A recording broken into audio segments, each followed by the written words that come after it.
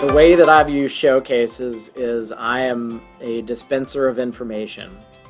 So it's unlikely that you're going to make an extraordinarily favorable impression on me if I'm meeting 400 people in a day, or 300 or 200 or however many there are. You could make a negative impression. In the showcase, you're also looking for people who can have a normal conversation and ask questions that are reasonable. And if you come up and at the showcase and ask me, so tell me about your required rotations, in my mind I'm thinking, we've got a website that does a much better job at telling you that than I would. So go do your homework first, and then come back and ask me other questions that you can't find on the website. The showcase really is your time to sort of take advantage of being close to those people and learning about us. And hopefully, you can learn a lot from a showcase when you're interacting with program directors, preceptors, residents, just to kind of get a feel for, well, how do they talk about where they are? Do they seem happy or happy to be away? Do they like each other?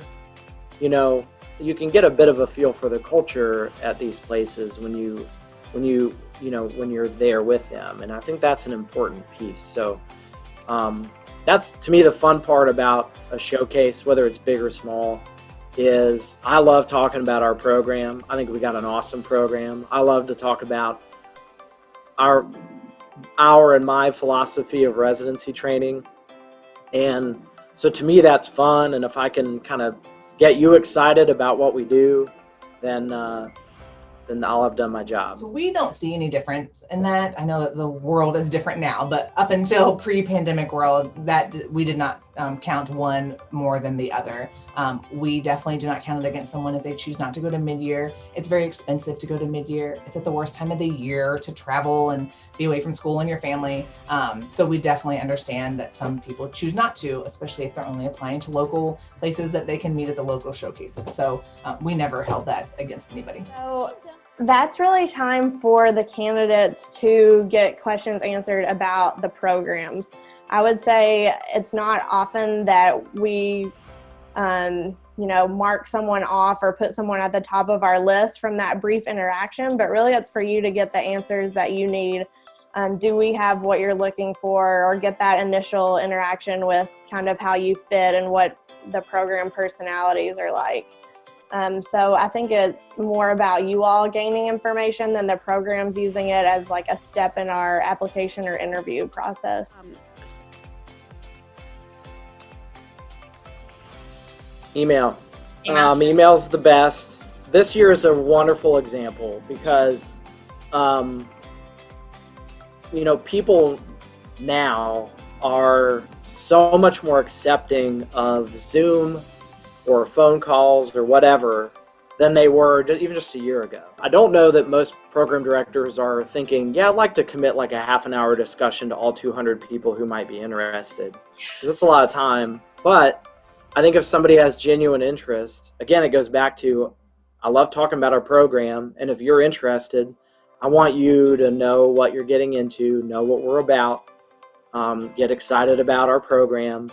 And the best way for me to do that is not say, check out our website. It's not, I'll send an email and answer your questions, right? Mm-hmm. It's to talk to you and infect you verbally. So, I think the best way to start out is email.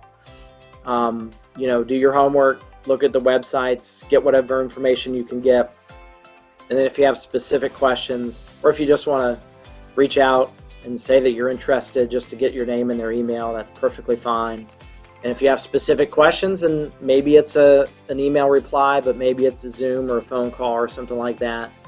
And, I think that's much, much more accepted now by people just because of the last few months that we've had. So we just recommend that the students reach out to us themselves. Again, previously, before the pandemic world, we would do site visits upon request for people that maybe go to college or go to pharmacy schools that aren't close to where we are, and maybe this is back home for them and they would come home for Thanksgiving or Christmas. So we would arrange site visits around those times. We also held open houses to accommodate people that could not or chose not to go to the showcases.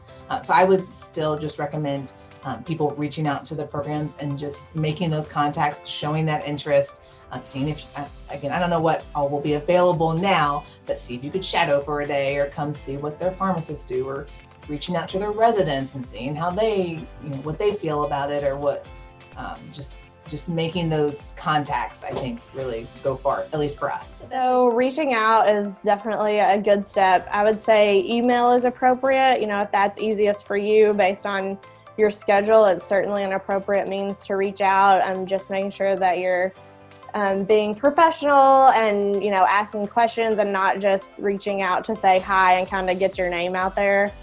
Also, I would think, especially in this day and age, it would be appropriate for a phone call or asking for a Zoom or WebEx meeting. I would just be cognizant, if you are requesting a video chat, that you're taking advantage of opportunities that already exist. So, for example, our program is offering open houses during 1 week in November. So if a student, had to work one evening and couldn't make an open house and wanted to request a different meeting, as long as they explained that to me, that would be acceptable. But if they hadn't gathered information on what we are already offering, then I would maybe see that as a red flag that they hadn't done their research. But I definitely think reaching out and connecting is better than just applying to the program, because it shows your interest and you're proactive in your communication.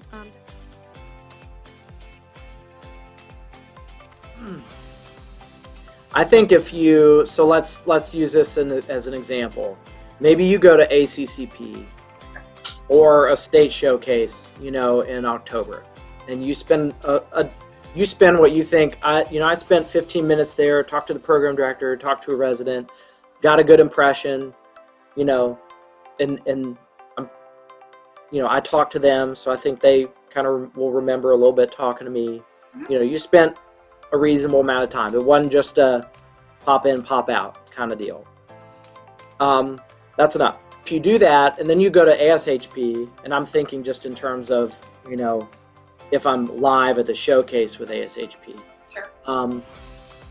Then there's no reason for you to come and do all the same stuff again, necessarily. If you walk by and wave and say, hi, I met you at, the ISHP or, whatever, and kind of reconnect that way and then leave, that's perfectly fine. In my opinion, because you don't need to sit there and just take every single opportunity, or even ask, certainly you don't want to ask the same questions. But if you're just kind of reconnecting, I think that's great, because then it's like, oh yeah, I remember talking to that person before. They still like us a little. They thought enough to walk by and say hi, right? But otherwise, it's maybe a little bit awkward, because most people are going to try to give you as much as they can, assuming that you're only there once. If you do a virtual showcase and then you show up on the ASHP showcase, are people going to be like, man, this person's following me around? I don't think so. So this year, I don't know. It's going to be weird. So we're a small program. We're in rural Kentucky. We have 2 positions. So we might be different than some larger programs, but I think that we do notice when students come by a second time. That does stand out to us. So I think a quick and friendly, hey, good to see you. You don't have to stop and take up a lot of their time, but just kind of putting in a little bit of FaceTime is never going to hurt. If you're super interested in a place, you could always come up with 1 or 2 good follow-up questions. Tell them, we talked about this at this showcase. I've been thinking about some more, and I have these questions. If you wanted to just really seem interested. So it's an interesting question. In the setting of showcases, I would say I don't see it as a bad thing if you come and approach us at a state or smaller showcase, and then again at a national meeting. To me, it just shows that you're still interested. You're just stopping by to say hi. I definitely wouldn't spend as much time on the second interaction as you do on the first, unless you do have true follow-up questions, just to be cognizant of the time that you're taking up from potential other candidates. I don't know, like virtually, if there's really an answer to too many, contacts via email or whatnot. I would say it's definitely important that you get your questions answered. So as long as you're not duplicating what questions you're asking or not asking questions that are readily available on our website or brochure or other information that we've put out, I don't think contacting someone 2 to 4 times would be too many necessarily.